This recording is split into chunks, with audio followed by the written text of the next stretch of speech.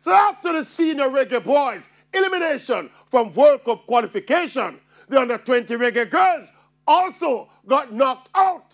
Both those teams went into qualifying without proper preparation. And coming up in another couple of months, the under-20 reggae boys will participate in World Cup qualification. And we hear say the JFF don't even name the coach as yet.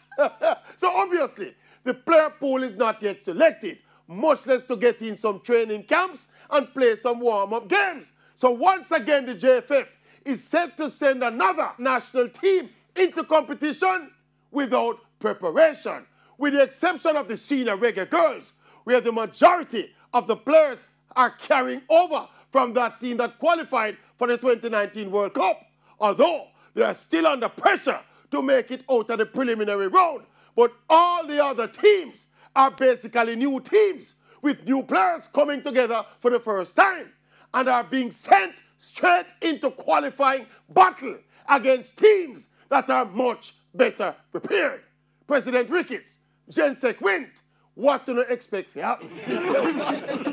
What do you expect to happen? We know it's COVID and the JFF have no money, but what do you expect to happen? Just tell me, what do you expect to happen?